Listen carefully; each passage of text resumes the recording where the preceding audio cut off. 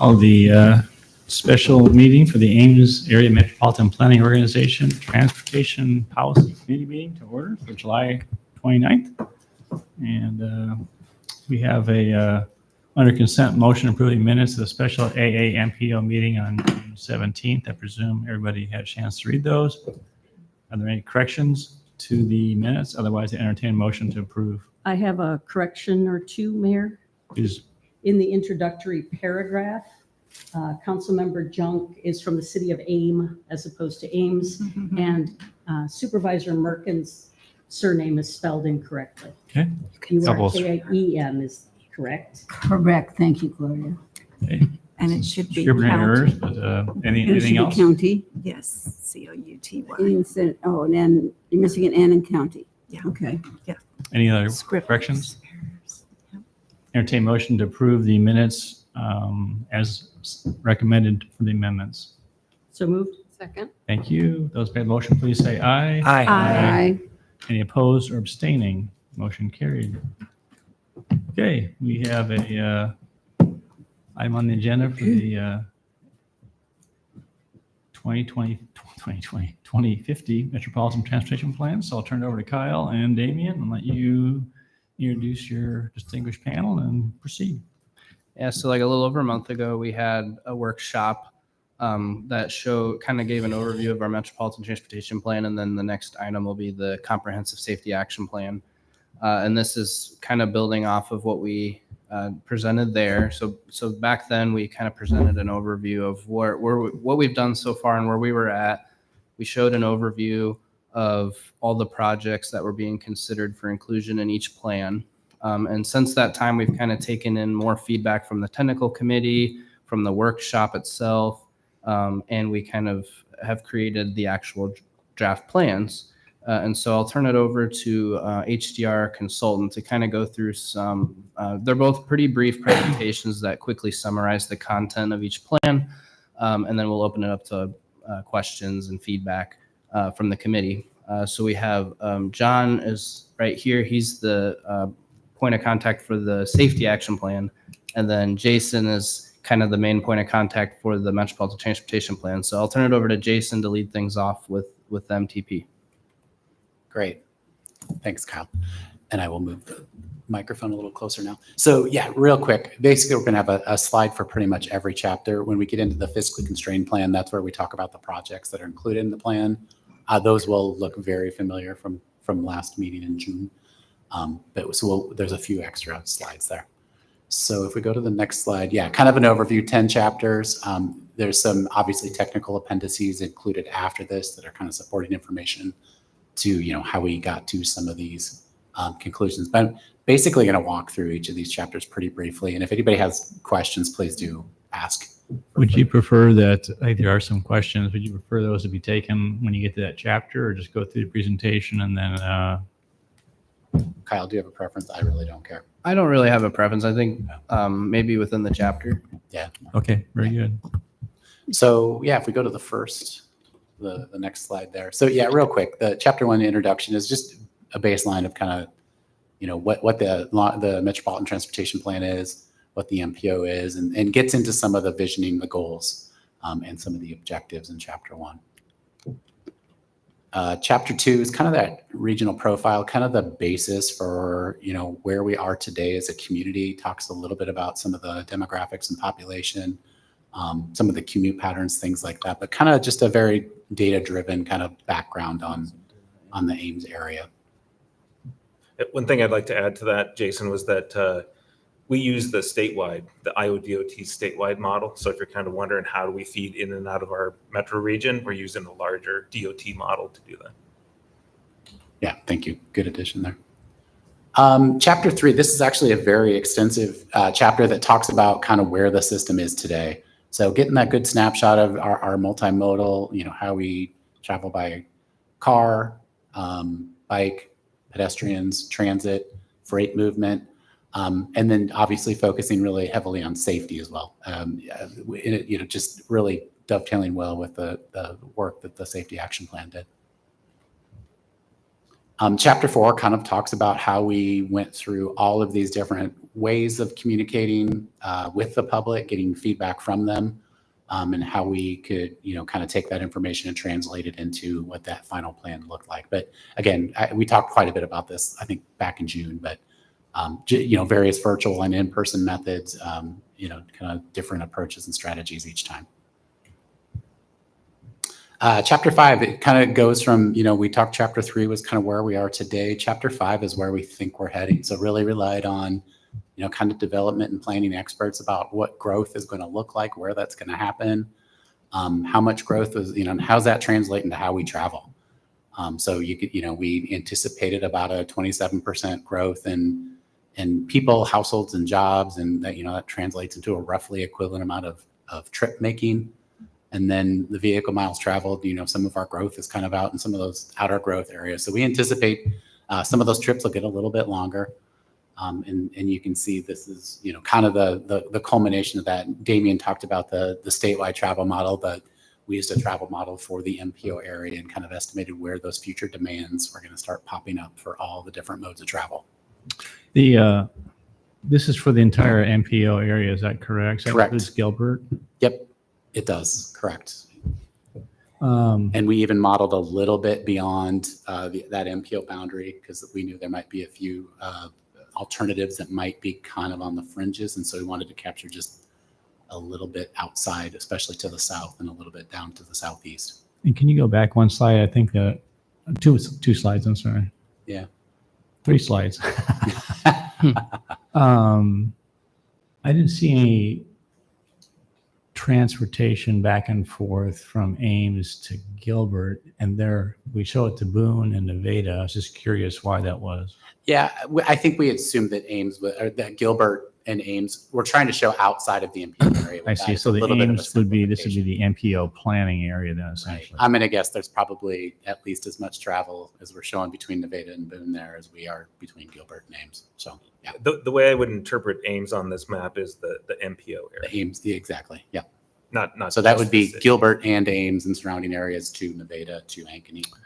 And the reason I ask is that one of the things that has been talked about for a number of years, and that is just the increased traffic between Ames and Gilbert, and in particular on Hyde up to the high school, Yep. which is a concern for safety, which comes as no surprise to anybody at the dais or at the table. Right. And also along Highway 69 coming down. And so I just didn't know if there was any kind of a traffic count, if that's been increasing from jobs as well. And actually, it's not just jobs, it's really students. I mean, there's a lot of students that are going, north into high school students and or, other ones. I just, so you answered my question. It's basically Yeah. internal, but it is something which is germane, I think, to everybody at the dais here is that they'll make sure we kind of pursue after safety and recognize that, and that's been increasing as well. Right. And then back at where we were at chapter 5, actually, that's the better tool that we had, that travel model for looking Thank at you. that. We did kind of identify, some of that growth. And a small question. Yeah. So on the vehicle miles traveled, Yeah. so this, just to make sure I'm understanding the figure, so it's a 35% increase, and that's a projection between 2023 and 2050. Am I saying that correctly? Exactly. And so we have a climate action plan that we're working with. Do you folks do any kind of a benchmarking with respect to the environmental impact of an increase like that in mileage? So that gives us a percentage, but it doesn't give us raw number of miles. Is that something that we could pull out of your data and provide to staff to help us think through that piece of it? Yeah. So that raw mileage actually is behind that calculation. Yeah. So that's So something you we could provide staff. Yeah, for sure. That would be tool helpful. will be- that tool will be turned over to them too. And so maybe, Damon, you could help connect the dots on that, because I think the staff that are working on that would find that data incredibly important as we think through our planning, because obviously the more that I should say that the fewer housing options we have here, we're pushing housing to our surrounding communities that has an environmental impact. I just want, because I want to be sure to capture the data that you've gathered for us. Thank you for that. Good question. That data is multimodal, isn't it?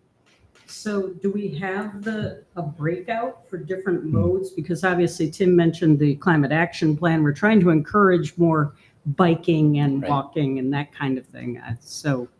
So in terms of, these are vehicle miles traveled. So these are basically vehicles on the streets. We do a pretty good job of modeling transit. So the routes and how many people are riding each of them and vehicles, because we have good data to kind of calibrate our models.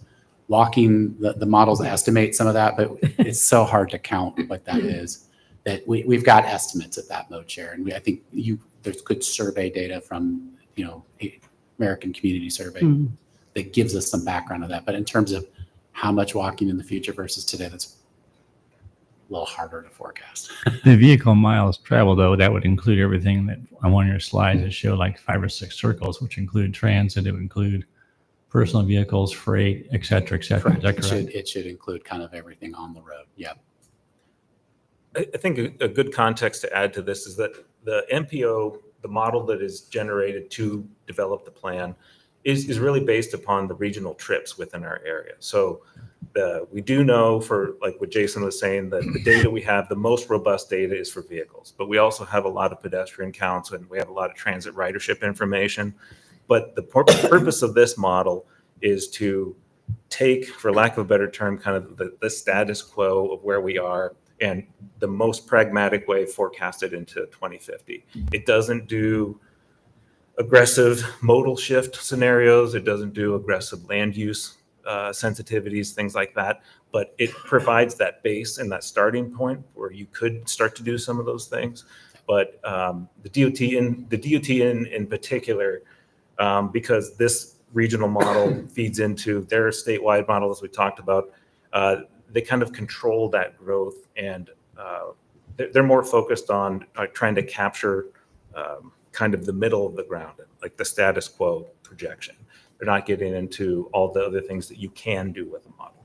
So Damien, you and Kyle will be getting more granular data showing at this 35% increase in miles traveled in terms of where that's happening for our planning, for CIPs, for the different projects that the MPO will be looking at. Is that correct? Right.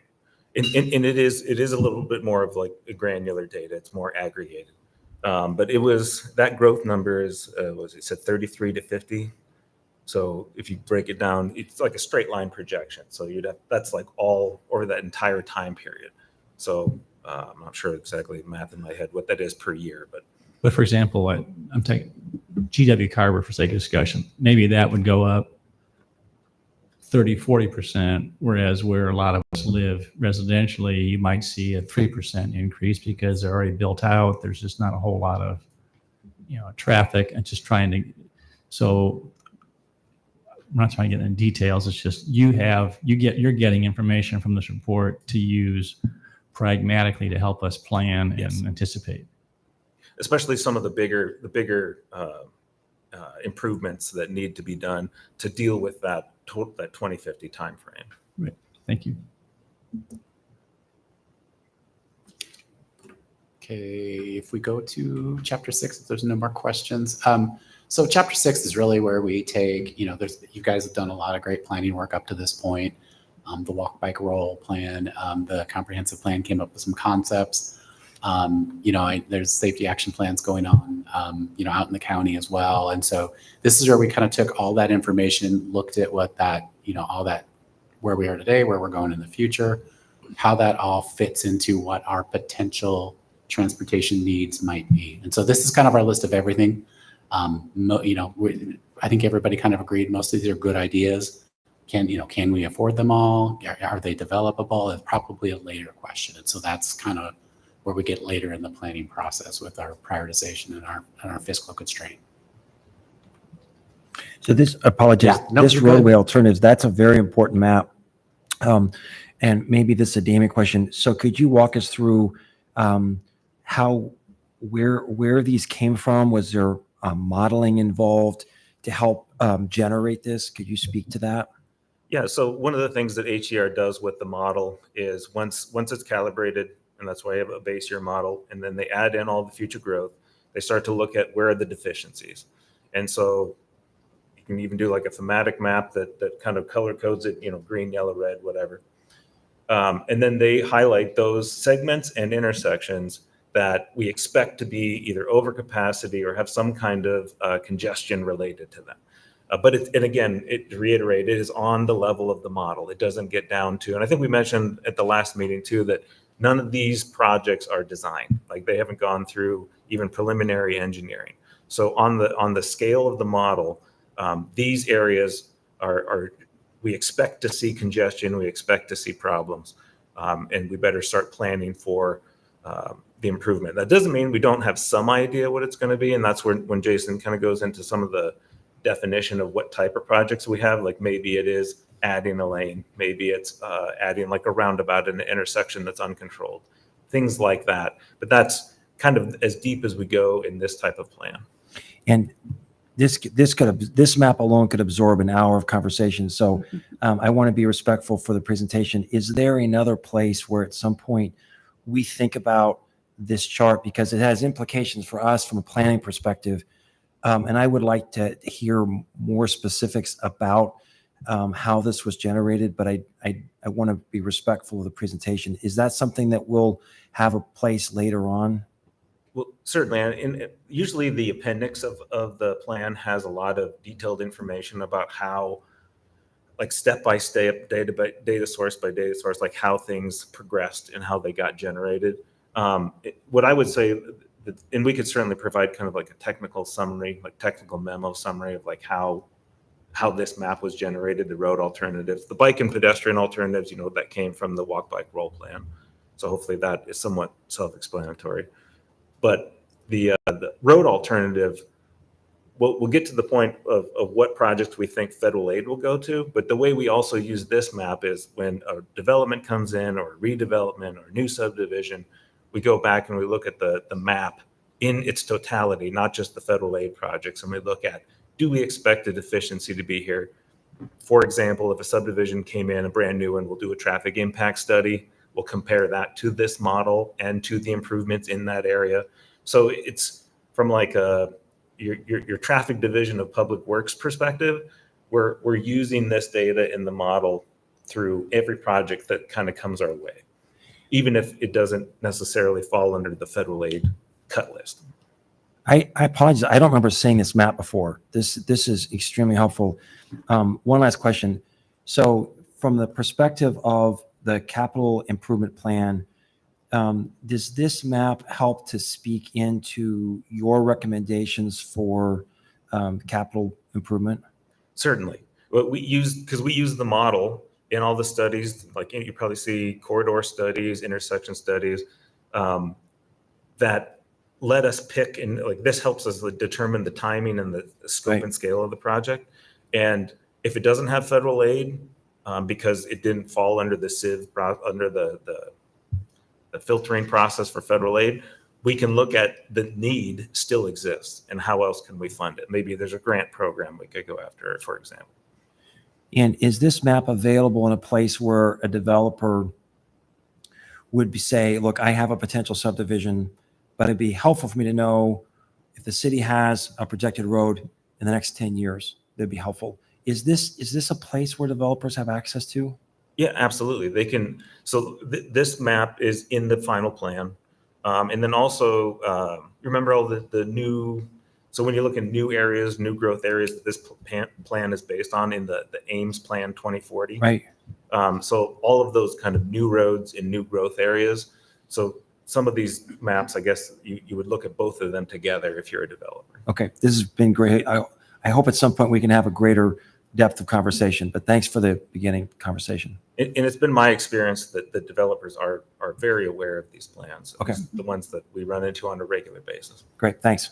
Is there a reason why the DOT, like for I-35, the interchanges and also, the work on Highway 30, why their projects get, included in ours? Because we don't really have mean, technically you don't have any jurisdiction, or do we? I believe it's just a legal requirement that Oh, the it federal gets government. programmed, even if it doesn't come, there's no MPO sponsor is providing the local match for a DOT project. because Right. But it's just a legal requirement, is my understanding. Okay. And then on this, I was intrigued to see East Riverside Road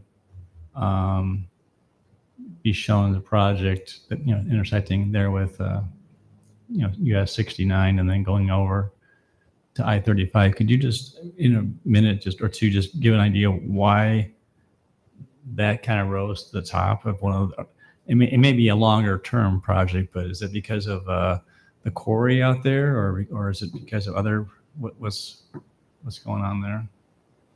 Actually, it's not the I quarry. can start, and No, I'll go ahead, let Jason. Damien add history if it needs to be there.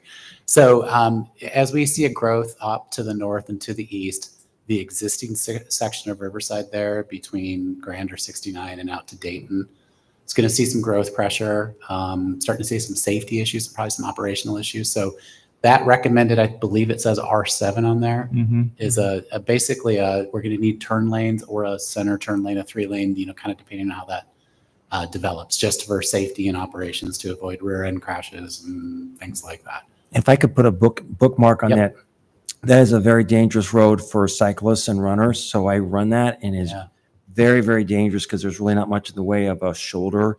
Right. So if we think about bike amenities, I would want to put a bookmark on that, because if we see a redevelopment of that road, I want to make sure there's bike infrastructure on that East Riverside. Okay. And Yeah. oh, go ahead. Sorry.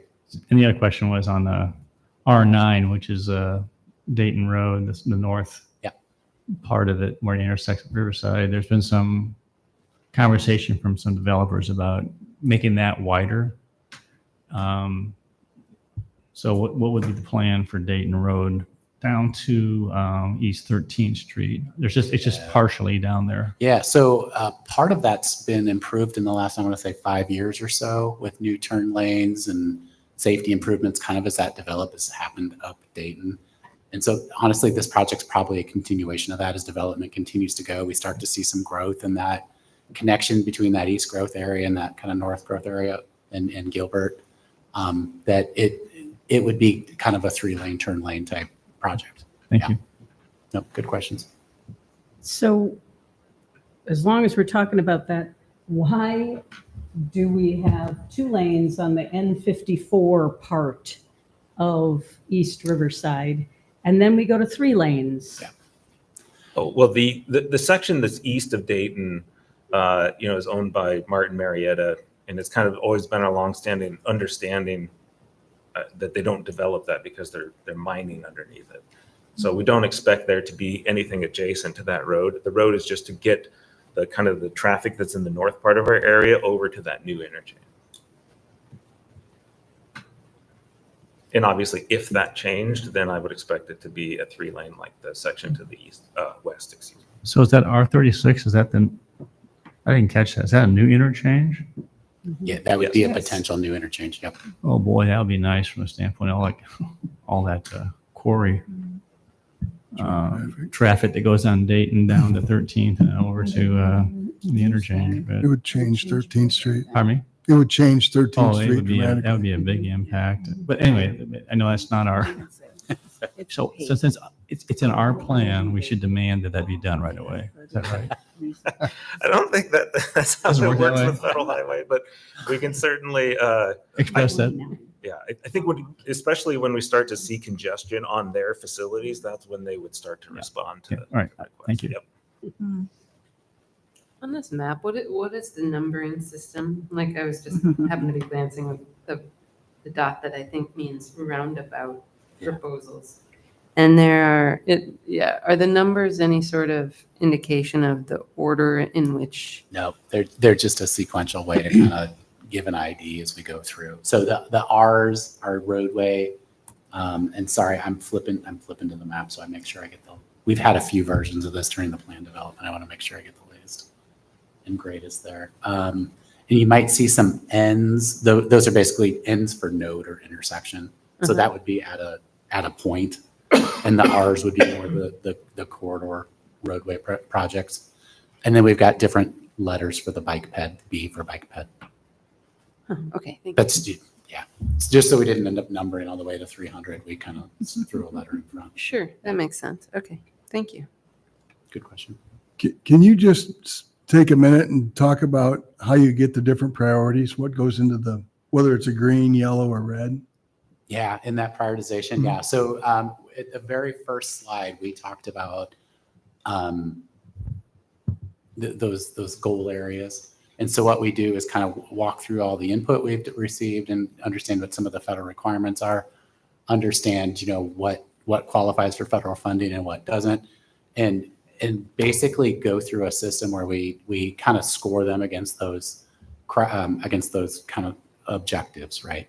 And so I always like to point out that it's not a perfect representation. It's really a representation of how many of those boxes does one of those check. So if it's high priority, it probably does several of those goal areas really well. It doesn't represent how far along a project might be in project development or whether or not we can afford it. And so there's a whole lot of other factors that go into that prioritization to actually get into the fiscally constrained list. But it's kind of that general test of, how well does it fit with our overall regional transportation vision? So, Thank you. but good question. Yeah. Did you have a question on this chapter or something? Well, I don't know if it's in One? this chapter or not, but why don't I just go ahead and ask it? Yeah. I was looking at the future traffic growth on Bloomington, Carver, Cameron, 190th, that area, Yep. and kind of secondarily on High, but that's all really very large. Yep. And going through the spreadsheets from the last meeting, I found roundabouts just about every place, but I could not find Cameron and Carver, where Stang is probably eventually going to go up there and make that even a more 47. messy intersection than it is right now. Is that because what I saw was 190th and Carver was a roundabout. Even Cameron and North Dakota was a roundabout. And then south of that intersection, Weston and a couple other places were also roundabouts. Right. Did you have Cameron and Carver as a roundabout? I couldn't find it. So If you zoom in on that, it actually shows a purple one. Yeah, it's right here, N47. it's N47. Yeah. Yeah. And it meets the exact same criteria that all the roundabouts along GW, Okay, super. Cameron. So the question is, what's going on with that intersection now? I'm sorry, what was that? What's going on with that intersection now? And 47. So right now, there is a development agreement that affects that intersection.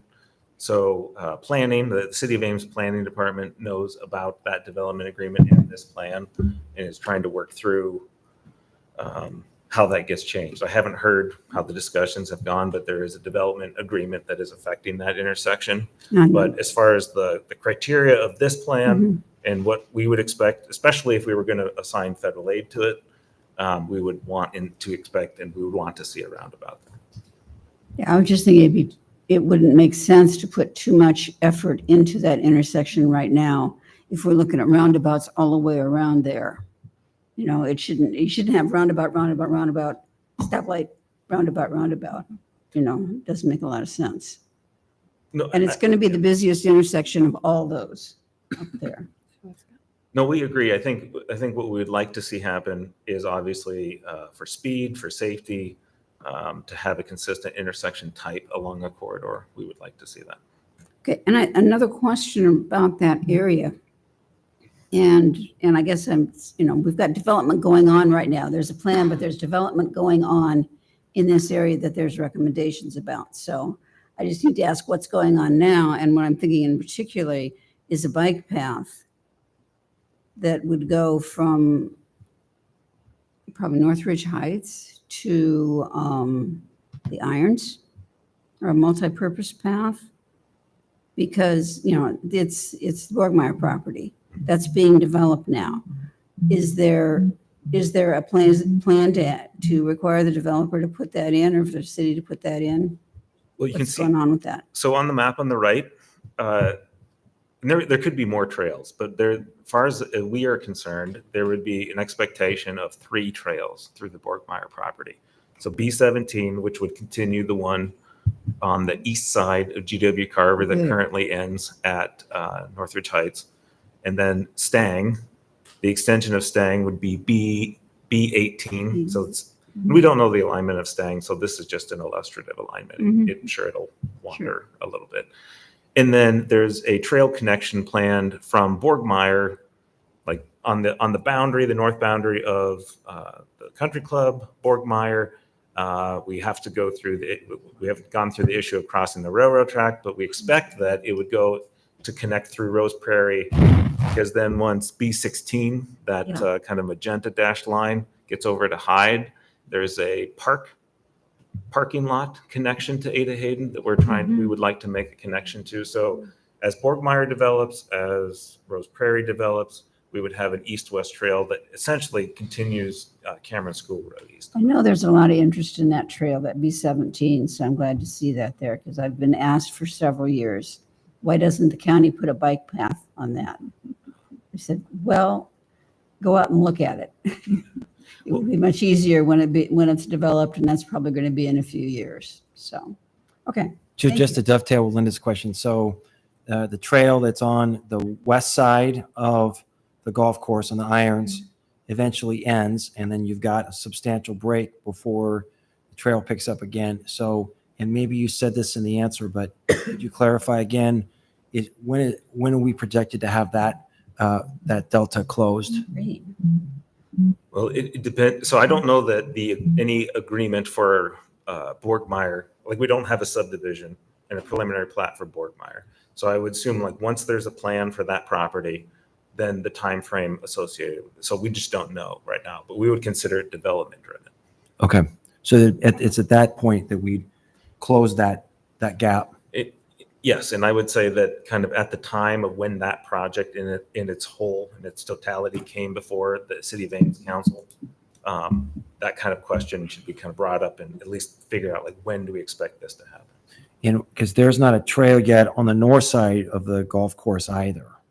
Yeah, it would. North We would. 190th. There is not a trail along 190th, Right. but if you remember with that corridor study, we expect the trail to go through that entire corridor Okay. at some point. Yep. I've been trying to find this bicycle and pedestrian alternative image in the report. Can you point me to what page that's? Because It's on the I PowerPoint. found it. It's on the PowerPoint. Yeah. I So can't tell you what page. It's, Slide It's the 9 page of after the roadway attachment alternative 3. one. Oh, so okay. We're showing a version of that is more focused on the safety action plan corridors. We do have a broader one shown, I think, in the appendix as well. So if you look on page, sorry, I had it right in front of me and then I closed it. I think it's 115 maybe. Yeah, John, on 115. your agenda. We have a version of this that we considered the highest priorities Yeah. from a safety It's the- perspective. Presentation slides.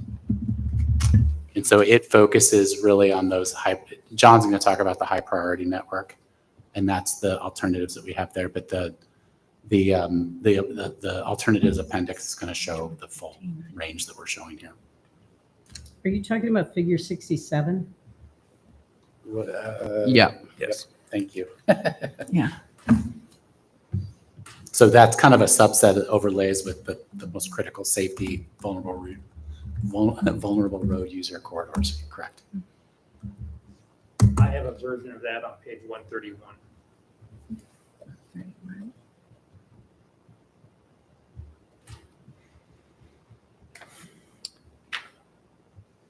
Oh, and that's going to be in the fiscally Yeah, but constrained. that's a lot more. There's a lot more projects on that one though than on It is. page 131. Yeah, I was just trying to,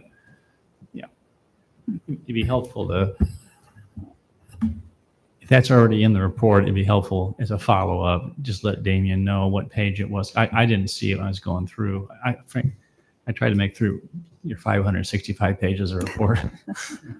honestly, I didn't get through all of it, but I thought I was trying to catch the essence of it. I didn't see it. Yeah. But go ahead. Okay. Do we want to do chapter 7 real quick?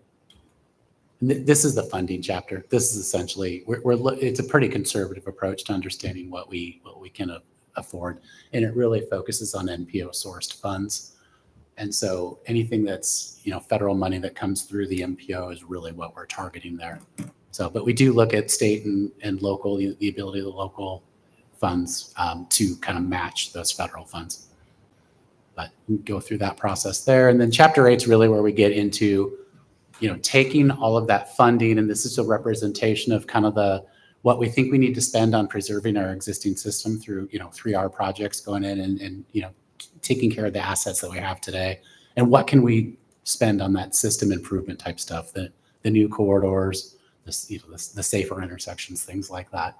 And so those are the 2 different funding sources we're looking at there for federal funding. And then if we go to the next set of slides, and if you also look in your packets, you've got a little bit more detail on the packets in terms of you get some tabular table information on what these are. We start with what we consider committed projects. So we assume these are, as part of our planning process, these are basically, we assume set in stone, right? These are in your 1 and 6 year, kind of your next 5 years of capital programs, funding set aside. You'll recognize a lot of these projects, right, as things that are happening soon. And so we've got these for roadway. Next slide shows what we've got for bicycle and pedestrian investments. Again, the plan assumes these are in place, and we start that list of alternatives we were just looking at builds on this basically set in stone committed project list. And so based on that, we take that list of alternatives and look about kind of where we're at in terms of timing of needs, funding availability on the federal side. I know last time we talked about what we thought maybe were developer-driven projects too. And so we're not showing those developer-driven projects. We're assuming those aren't using these federal funds, right? So if we go to the next slide, go ahead. Did you have something, David? No, I just, the just C15. C15, we need to correct the alignment on. It should follow Dayton. Oh, yeah. Yep. Good one. Thank you. I'll make a note on that now. And while we're on that, since our last visit, has there been any further direction with respect to federal funding for transportation? Nothing. There hasn't been much movement on terms of a reauthorization of the bill, of what we call the bill, the bipartisan infrastructure law from 2021. Expect something in the next year. Have you heard anything else? And I apologize, I didn't hear that part. Sorry, within the next year, we anticipate more direction coming out in terms of the direction of federal funding. The latest we'd heard is that we would assume overall funding levels probably to continue where they are at least. So I've been trying to follow in the news if there have been any drawdowns in federal funding, just because there's so much that goes into planning and reliance on that funding, but you haven't heard anything with respect to any changes in that. That's very curious and encouraging. Well, especially, I think a lot of the news around the federal funding that is being looked at aren't necessarily these long-standing transportation programs. So like the formula funds that go to MPOs, the STBG, the TAP funds, those aren't really the ones that are controversial or are really getting highly scrutinized. They've been around, I don't know, since the interstate system was created. So everything from the DOT that they've indicated to us is that the formula funds and how much we get each year in those 2 categories should remain the same. That's great. Thanks. While we're talking about funding, I had a question from a constituent about Table 58 and the recommended future studies that they just, that's studying the feasibility of a Duff overpass at the railroad. And their question was the reason for the study. And if I understood by reading it correctly, that's required in order to qualify for funding is to do the study. Did I understand that correctly? I think their thought was that we kind of know already some things, but maybe you can answer that question for. Well, the city of Ames has definitely looked at a grade separation of the Duff Avenue railroad crossing in the past. The reason why it came up again is because every time we do this process and we look at the regional model, the railroad, the impedance, the time, the delay at Duff, because it really kind of takes one of the major north-south arterials out of kind of an options for people in their travel.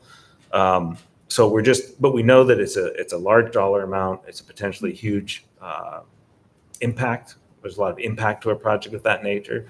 So it seemed like before you even got into this, are we going to fund something or not fund it? We need to look more on like, is it even feasible? How could you do it? I think especially if a lot of the people that lived in Ames, when we did that study in the past, and you looked at it, it was in scale, a very large project.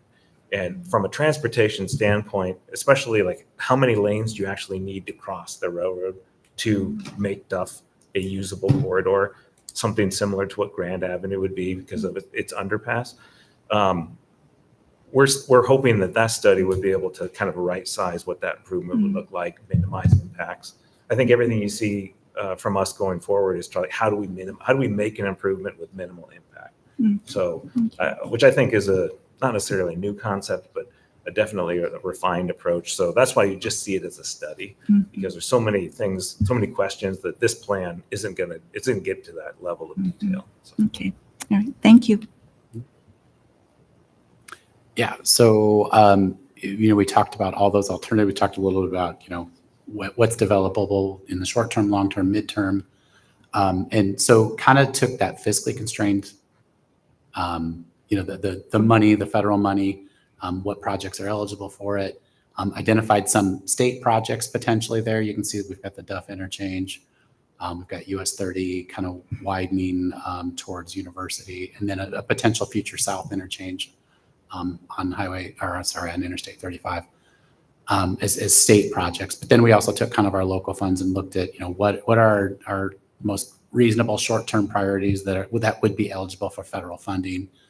And then kind of identified those midterm and long-term, match projects, anticipated costs up with our potential, the formula funds that Damien talked about. How does it all kind of fit together into a reasonably fiscally constrained plan? So this is kind of what we assume is like a conservative approach, but it's kind of what the requirements make us do for one of these plans. So this is that short, middle, long term. So that short term we're anticipating is beyond your current capital program. So that would be about 2030 to 2034.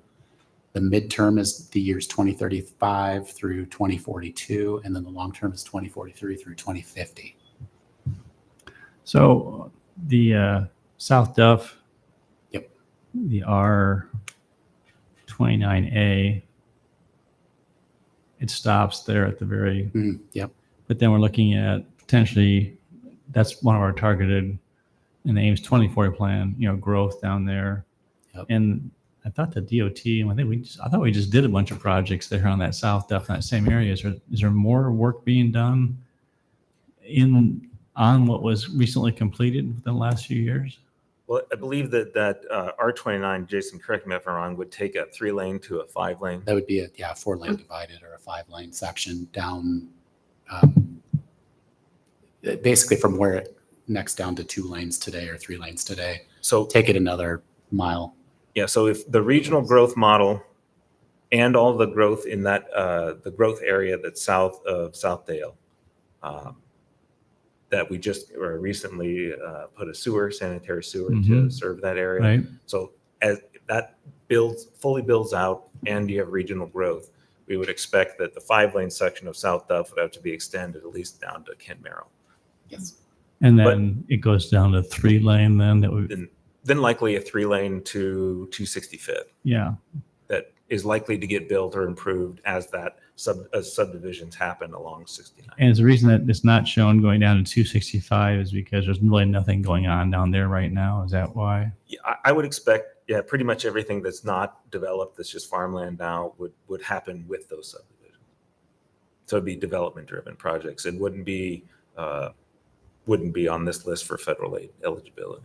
And that would be a DOT project also because that's their road, correct? Well, they would be involved. We will be involved. The DOT would be involved. Like they would have to review whatever plans happen, but It's on our dime though. Well, I think it would follow the typical subdivision process. So Okay. if there's frontage improvements that are necessary, those would happen with that development. And we would determine how that gets paid for when that development happens. I know that drainage was a big deal down there. Was Drainage was a big deal, access, mailboxes. I mean, there was a lot of conversation on that.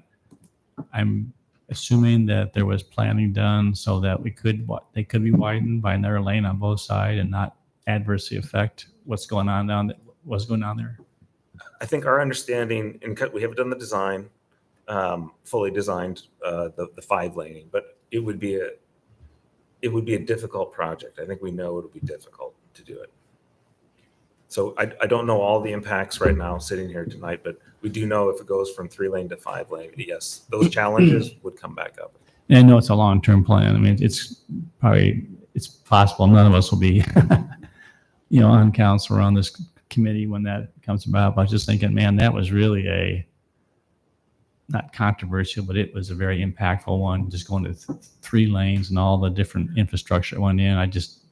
I saw that and going to 5 lanes. Wow, that's going to be a tussle. Anyway. Well, and that's really the beauty of any kind of long-term project that's on here is that this plan gets updated every 5 years. So we have a 5-year incremental check-in. Is that the right thing to do? If it is, then that project moves forward in time, and that's how you see projects go through multiple validation steps. So I don't know the math again, but it could be at least, maybe 4 plans before you would see that be in the short term. And obviously all the traffic growth, any operational impacts that we know locally, all those things would help feed into the validity of whether it's valid to move it to 5 lane and all the impact that we'd have to do. So there's a lot of time between now and actually doing a project. And I remember that in our last meeting, you spent a lot of time talking about how do projects get prioritized, and it has safety, it has what's eligible, et cetera, et cetera. Again, this committee has no ability or authority to take a project and say, we want this one to go first versus this one. Is that correct? Well, I would never say fully no, Okay. but I think the right way to think about it is that the DOT has requirements, as we've talked about in the past. They require that this plan be developed under performance-based planning, which is those criteria that Jason talked about.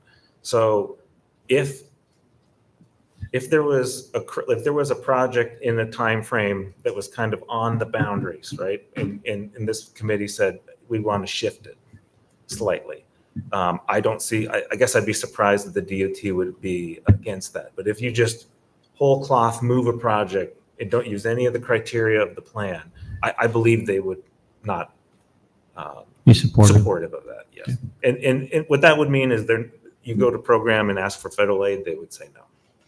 Well, I'm just thinking, and I'll end with this, and that is thinking about the potential growth or ongoing growth in the research park and having some kind of a backdoor entrance, 265 or 265th going to the west, over towards University, and that I think, we just annexed another 40 acres of land. They have more land that they could continue adding on to it. If that becomes a real growth engine, I'm just thinking there's nothing shown for either intersection or, roads down there. I just didn't know how that would work. That's all. That's not a problem at all. So what would happen if there were significant changes to the conditions or the assumptions that this plan has versus what actual reality is happening? So if there's a project that comes in here that we didn't anticipate, Okay. and we wanted to use federal aid for a project, then that new growth would have to probably be amended into the plan. And then that new project that we want to try and use federal aid for, we'd have to go through we'd have to redo the fiscal constraint to move that new project in.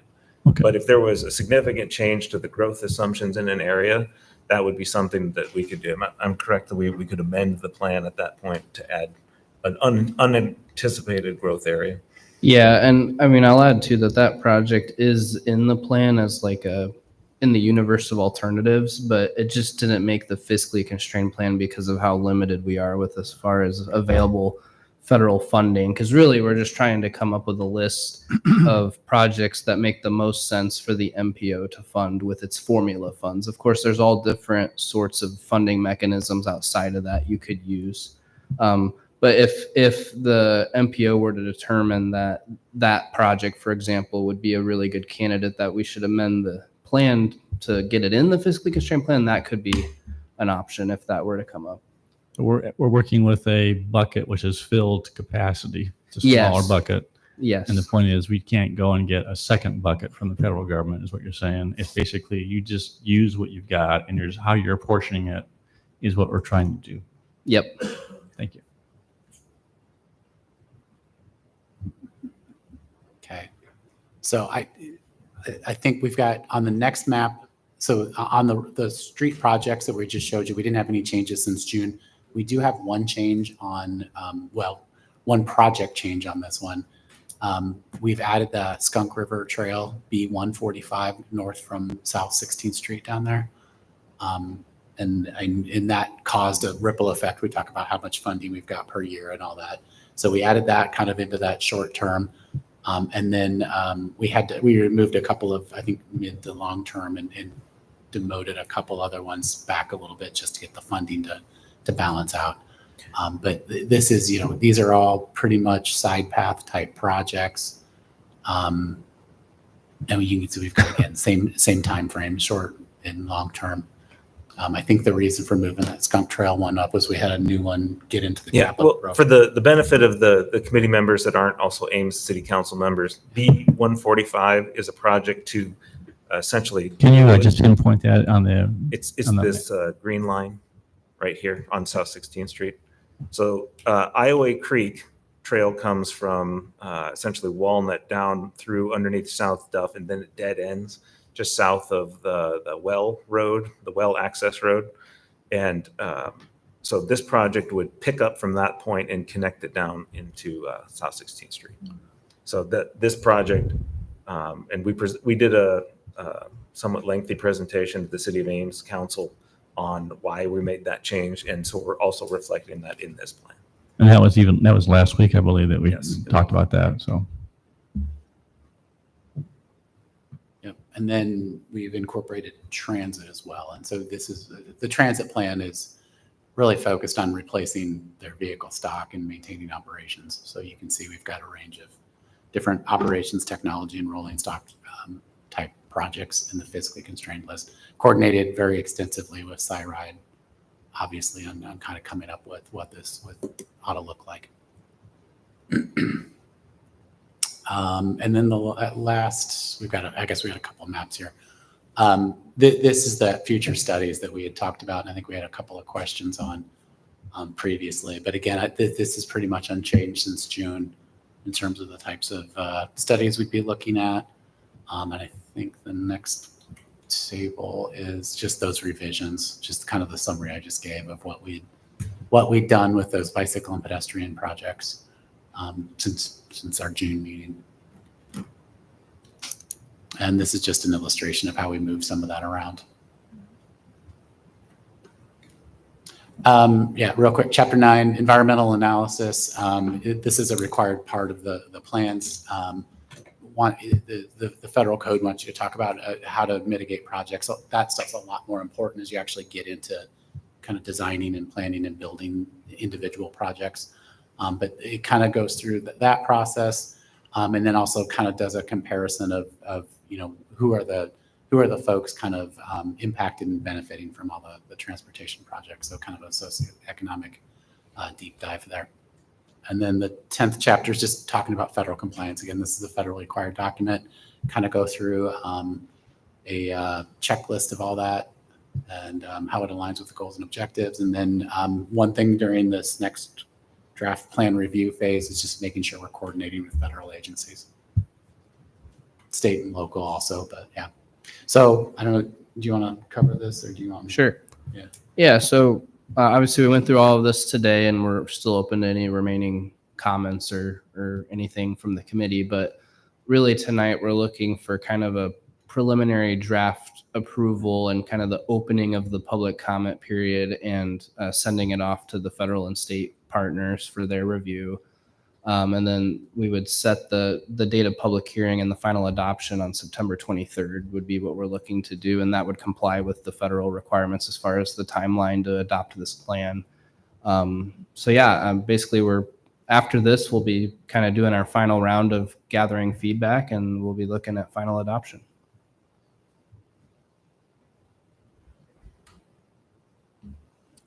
That conclude the presentation. Yep, that's it. So yeah, we'll open it up to any remaining So questions. John gets a pass tonight, or? But this presentation. This he's up next. Other questions? Maybe you don't know, I was just curious. They're widening Highway 30 from Duff to Dayton to 3 lanes each way. Is that correct? It will be eventually, I think the long-term plan is to have 6 lanes all the way to University, the University interchange. And then how about to Interstate 35 under the Dayton? The reason I asked is I was just thinking that Dayton overpass, I don't think is wide enough to take 3 lanes both ways. I was just curious if they're planning on taking that out like they are on Interstate 35, and we have a problem with access. No, yeah, that one is the Dayton interchange, I believe, is wide enough. And then once we get to the South Duff interchange, they'll have to deal kind of with the bridges there. So that's going to be Also, a the longer-term step. Dayton Road off ramp and that bridge is wide enough to have 3 lanes both ways. To go underneath? Yeah. Yes. Okay. All right.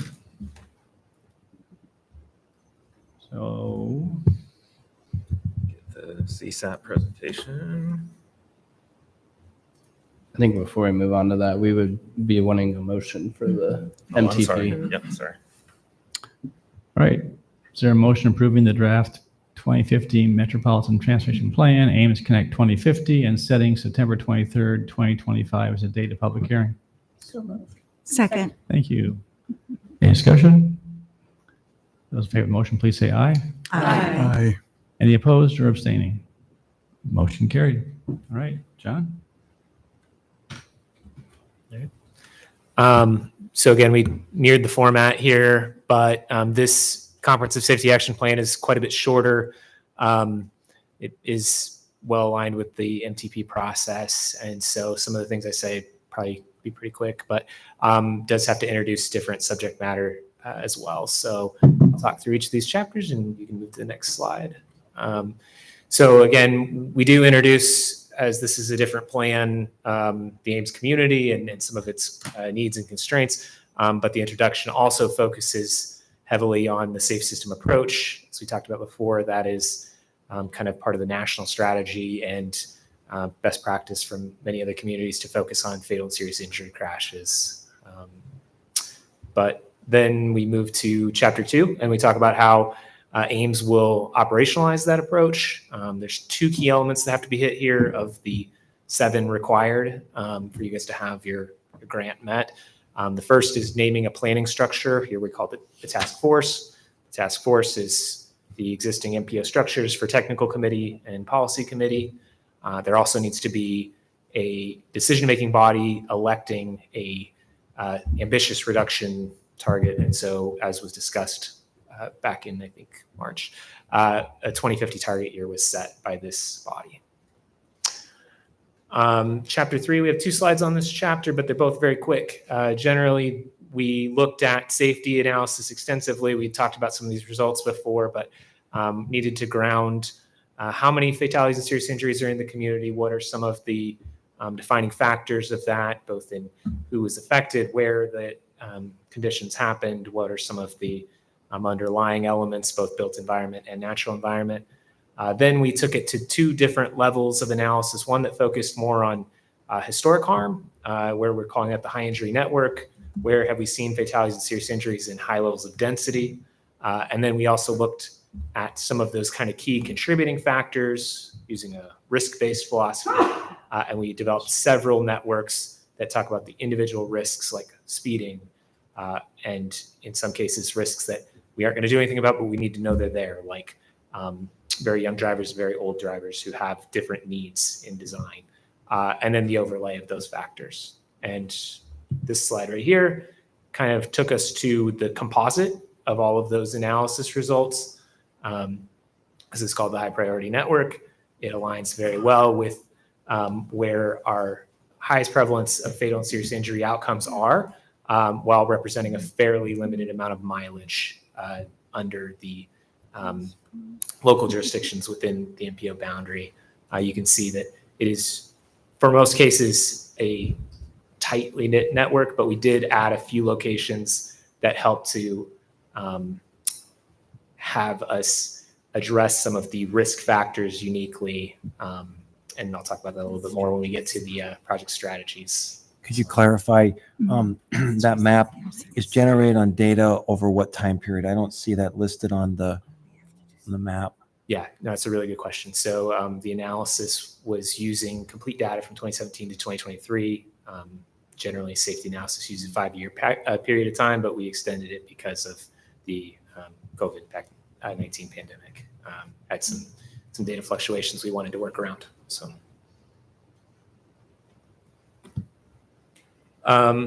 another key element of this safety analysis and safety planning is that data only takes us so far. We need to also gather lived experience information.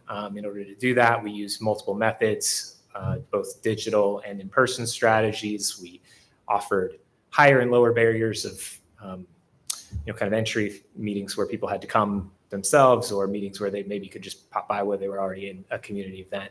We also offered varying levels of interactivity, surveys, exercises, things like that. And again, we'll, as we talk about in the last chapter, offer a open public comment period to the draft plan. So,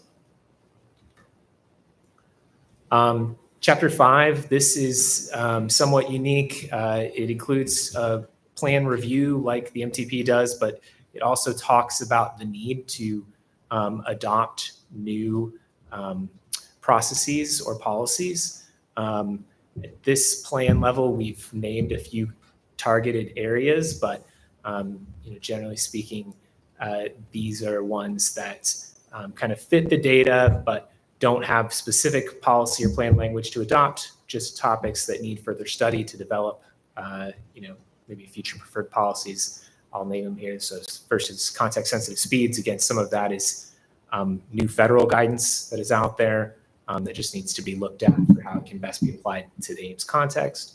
Non-motorist practices, again, that sort of talks to some of the recommendations already made in the walk, bike, roll plan and making them more cohesive in day-to-day practice. Intersection control evaluation, that's an Iowa DOT practice that, again, should be looked at for how it can best fit within the Ames context. Access management, this sort of underscores having very clear uses of treatments like medians, which are recommended in later project sections. And so, again, just trying to have a way to communicate to planners and engineers where access management makes the most sense. And then land use and zoning, and just taking existing tools like the comprehensive plan and noting the importance of land uses for helping us to create safe spaces. So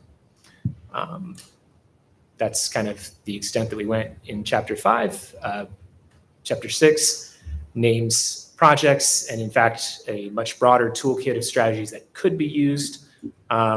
The main thing I wanted to call out here is that a lot of our focus in these prior meetings with the policy committee is that the major projects, the ones that will line up with funding that's either called out in the MTP or maybe the subject of seeking future grants through the city or MPO. But this section also talks a little bit about systemic strategies and then policy strategies. So systemic strategies are where we essentially call out areas that would already be receiving maybe maintenance treatment and using low cost but high benefit safety strategies in those locations to strategically remove risks. Policy strategies, again, that's sort of a working through your funding elements in order to make sure that you set aside monies in order to enact some of the change recommended in Chapter 5. The next slide talks about those projects and strategies that, like I said, most of these fit in that top category, major projects. the network recommendations line up with those in the MTP, but they've been cut down to just that high priority network. And so they don't necessarily represent the same, all the same time frame. They represent the preferred treatment over an unfunded plan. What we have focused on is that, by putting these projects on the cores that most need attention to address fatalities and serious injuries, these projects have really good alignment with federal priorities, and so would make good projects to consider going after additional grant fundings that are discretionary beyond what you would already be including in your fiscally constrained MPO plan. And then Chapter 7 calls out the need for a safety management process and safety planning process to be continuous and have a good kind of focus on metrics. So these are metrics that the MPO is constantly watching for fatal, serious, and non-motorist crash outcomes. So those will continue to be updated as the plan cycle continues. This chapter also notes the importance of keeping the plan on a public website and accessible for all members of the public to be able to engage in and speak to relevant bodies about what's being done for safety. And that's the final required element for the SS4A kind of grant document. So, Kyle? Questions? So I think I probably asked this back in June, but we've got two segments of road, Haber Road and part of University Boulevard, that are on university property. Who funds that if it's part of our transportation safety plan, but it's their state property? Well, I think that, Jonathan, you correct me if I'm wrong, but so the point of the CSAB obviously is to have that network and apply for an infrastructure, like implementation grant sometime in the future. So if it's an Iowa State road, it's in the plan and they essentially get the benefit of the planning. But then if they want to do that improvement, they would be the sponsor of that grant. Thanks. Yep, that's correct. Other questions? How do we think about the cost benefit analysis? I loved your delineation of situations where we're already doing a project and for a small incremental amount of money, we can enhance the safety aspect. So that in some ways is sort of the low hanging fruit.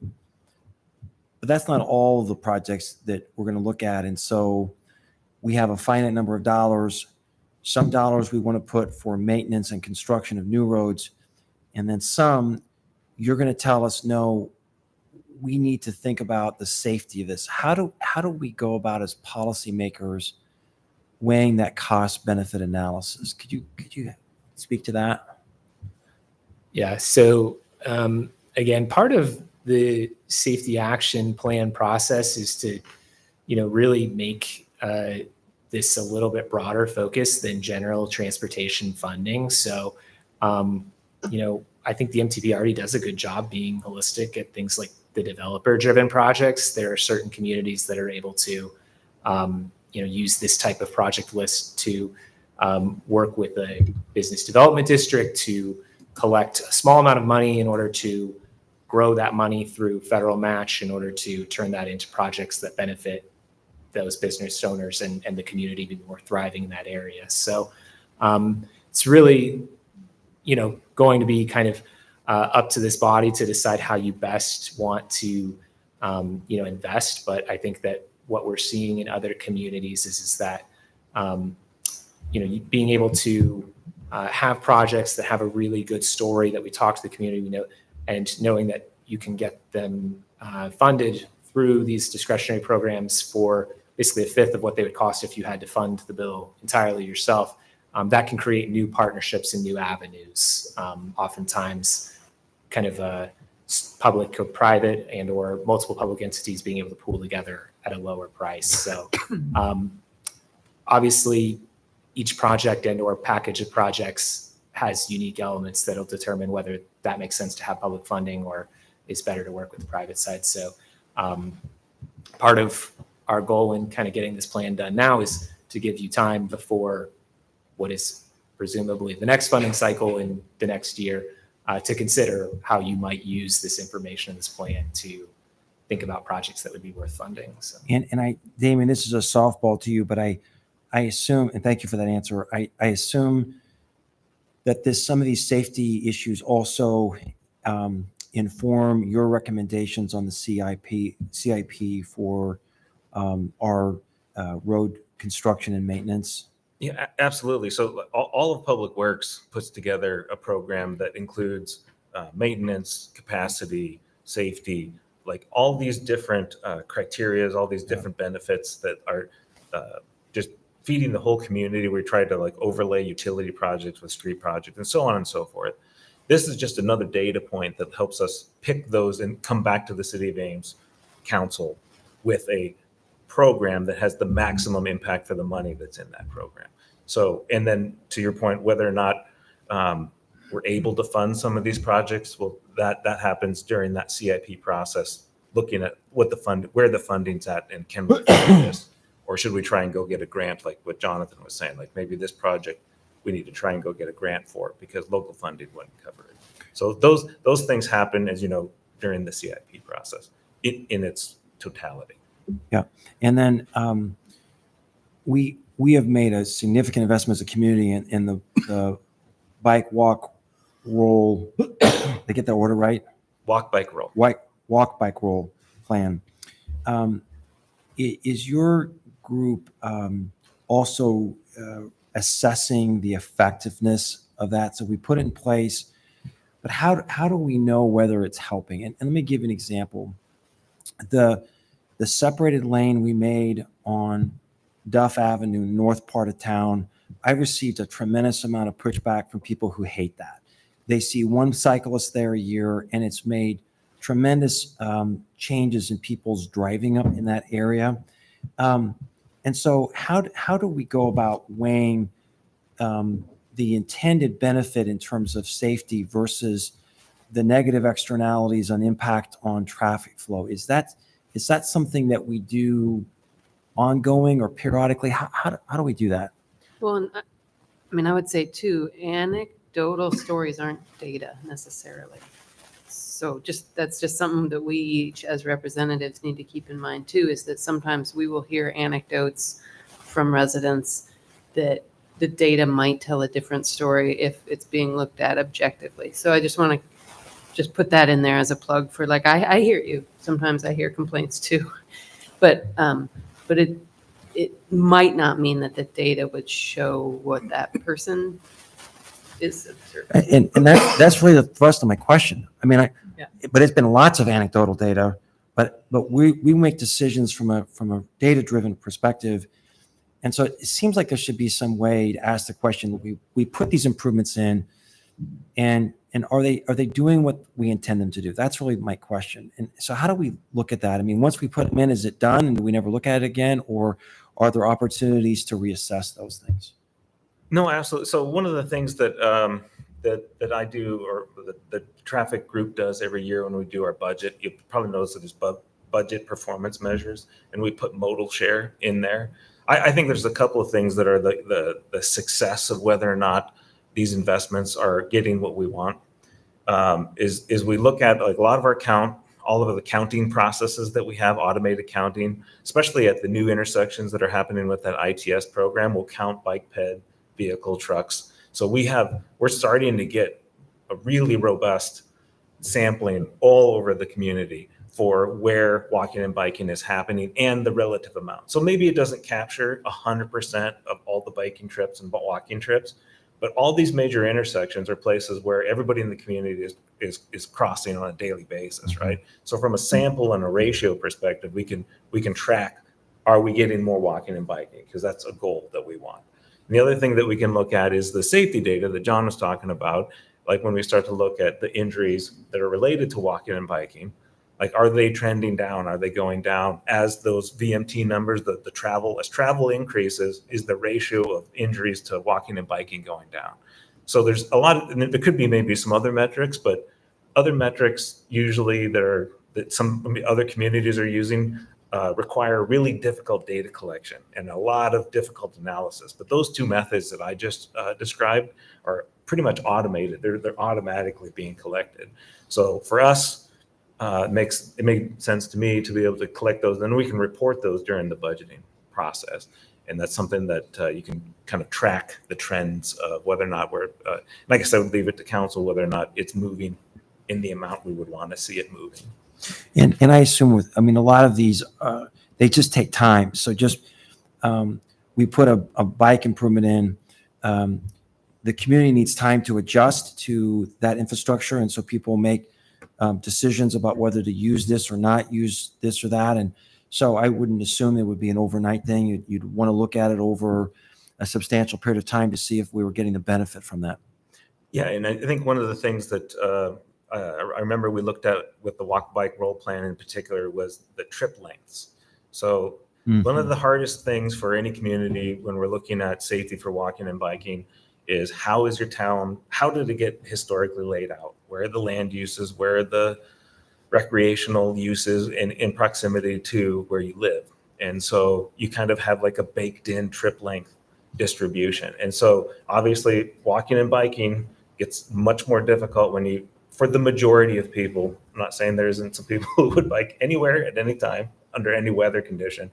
But once you get past like 1.5 mile to 2 mile trips, it tapers off dramatically. So the other thing that is beyond those data points that I was talking about is whether or not, as new development areas come in, did they have enough mixed use where at least those new areas of growth don't require you to drive across town to do whatever. Great. Thanks for those answers. On your couple questions on here, one is on South Duff from Lincoln Way down, it's showing a raised median and access management. Is that something that's being considered in terms of a raised median along that area? Yes. And also going on Lincoln Way west from South Duff over to Grand. Yeah, good question. So again, on the south side of Lincoln Way on Duff, there is already some kind of long traffic backups that happen there. There's crash data that suggests that people still attempt to try to cross, from those minor streets.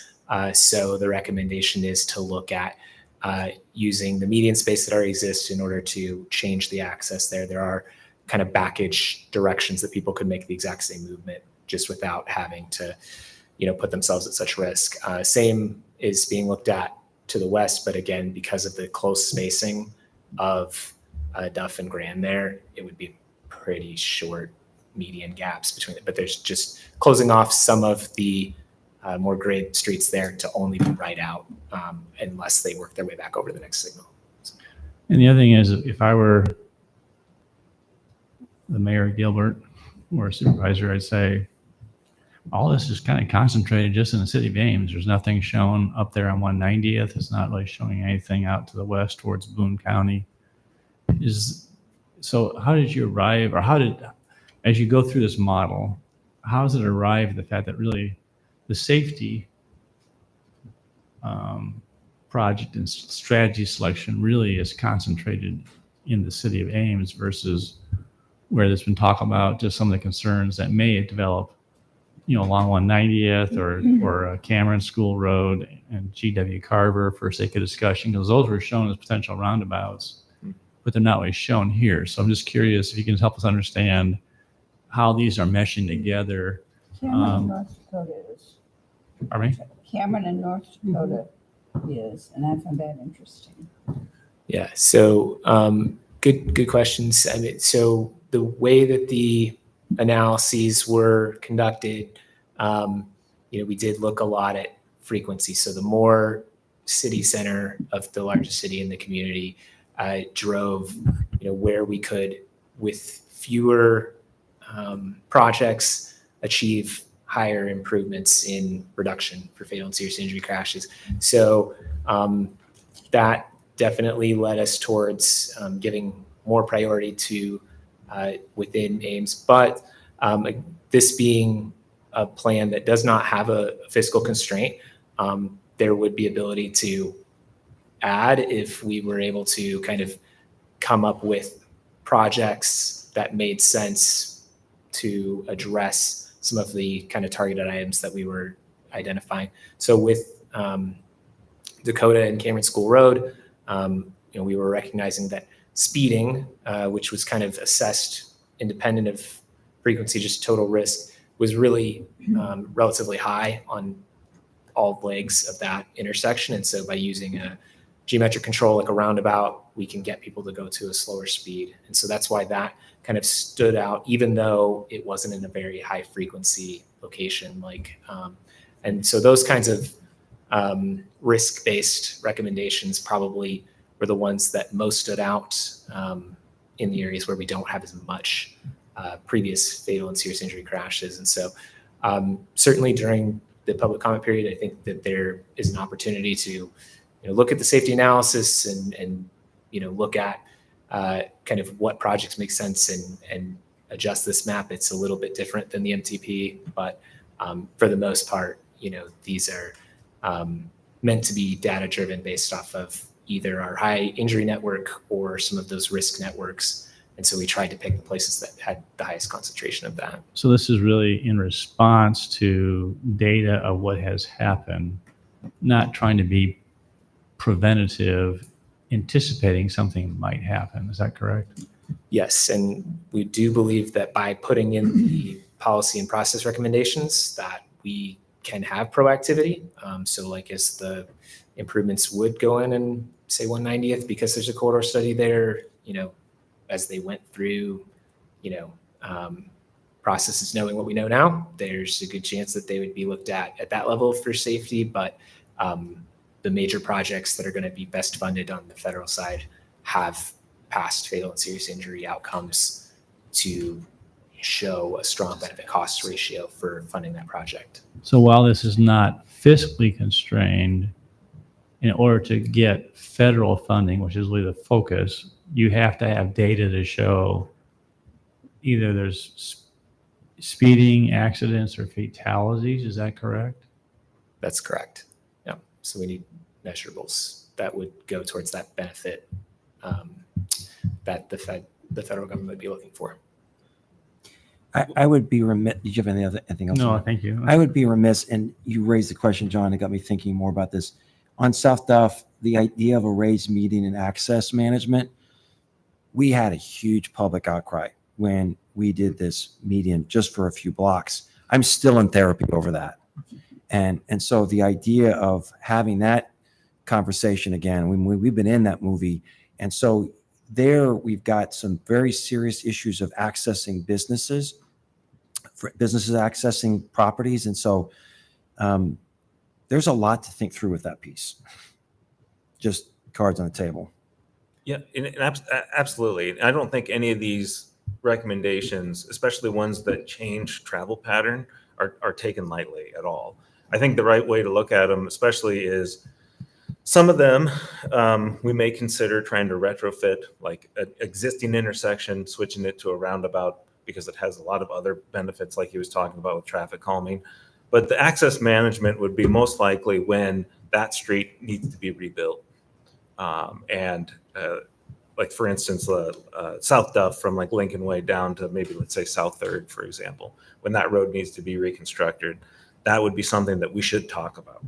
Now, once that project goes to public comment and comes before council, and we weigh the safety benefits versus the access need, then we can decide it. But what this plan is telling us is, hey, you need to look at your access management. Like, do you want to allow the crossing of traffic and the safety concerns that it has continue because it's more important to have business access? And that's where that trade-off happens. And this plan doesn't do that, doesn't get to those public processes, but at least raises the awareness that it's probably an issue that you need to look at sometime in the future. Yeah, really helpful answer. Thank you. And one other thing that maybe I would add as to what the mayor was asking about, see on this slide where it talks about proven safety countermeasures. So all the growth areas that maybe are in Story County, maybe the connectivity between Ames and Gilbert. So because they don't have the crashes, they don't have the actual data of thankfully, they don't have those injuries happening. But that doesn't mean that when roads get widened, intersections get built, that we can't use those proven safety countermeasures. We don't have to worry about the access median issue because we'll get access management done right from the start. This is really, you inherited, I don't know, a couple hundred years of street. How are you going to improve it, kind of bring it up to a safety standard? That's what this plan is trying to do. So Yeah, and that's why that's it's what- mainly in retro. Thank you. And I was trying to tease out is that what's the criteria for inclusion in the plan? And maybe I'm just thinking differently, but I know I've heard from several people on, here on the committee that there's a growing concern. GW Carver and Cameron School Road is going to get really, really busy. We don't want to see anyone get hurt. You got a church there, and you got potential other, developments in that area. And then, heaven forbid, we just don't want anyone to get hurt, on a Hyde and 190th, because you got a lot of high school, travel, up in that area. Yeah, I was encouraged because I think it was moved up, that the Hyde and 190th, that project did slide up in terms of priority, which was, was good to see. But I'm just trying to understand why it wasn't showing up on this one compared to the other one. That's all. Thank you. Any other questions? Feedback? I just have a clarification. When we look at this map and we see intersection reconfiguration, are we to understand that those are a variety of intersection countermeasures that might be appropriate for each intersection? It's not one type of intersection reconfiguration we're talking about, like adding a turn lane. It's what's appropriate in this intersection to improve safety. Yes, you have that correct. There, again, we would be working generally within the proven safety countermeasures, which include turn lanes, but it's not exclusively turn lanes. Yep. Thank you. All right, any other questions?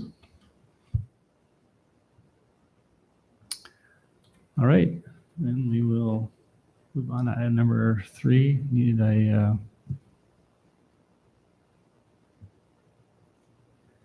is there a motion approving the draft comprehensive safety action plan and setting September 2023 as the date of public hearing? So moved. For a second? Second. Those in favor of the motion, please say aye. Aye. Aye. Any opposed or abstaining? Motion carried. All right. Policy committee comments. Scott, anything for you tonight? John? Oh, thank you. Linda? Council?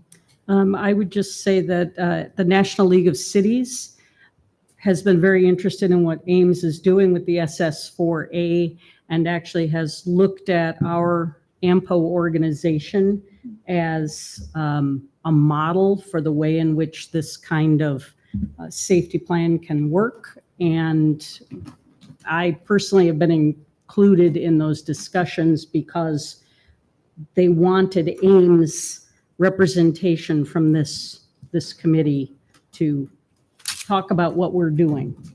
So I think it's important work, and I hope everyone appreciates it up here. You can just review real quickly what's going on in the next couple of months. I mean, is this going out to additional public comment, or how people can have access to it, or is there any kind of public meetings going to be held, or is it more or less just you can come to the website? Kyle? It's very similar to the MTP. It'll be opened up to public comment. So the way we're doing it is we already had our public open houses in person as well as multiple online surveys and pop-up events. For this round, it's just going to be an online kind of web-based platform we'll direct people to. We'll send out like a social media post. MPO has a newsletter that people can sign up to on the MPO website. And we'll point them to how they can comment on the plan. We'll provide kind of the same overview you guys saw. They'll have access to the plan document, the project maps, all the same stuff that we showed today. And they can leave, it's very open-ended. They can leave any comments they'd like, and we will incorporate those as we kind of move towards the final version. And will there be links to the slides? Or this meeting, just because people may not want to wade through the 500 some pages of. Yeah, we try to, when we're getting the feedback with the platform, we try to give them very, like the important stuff, if you will, and then they can look at the big, huge 300-page document if they want to. I know it's all necessary and a lot of it was, supporting, data, but it is a lot for someone to try and go through and offer Yeah. comment on. So, okay, very good. With that, entertain motion to adjourn. Will we adjourn? Is there a second? Second. You almost died for lack of second. You'll be sitting there. No, just kidding. Those in favor say aye. Aye. All right, we are adjourned. Thank you.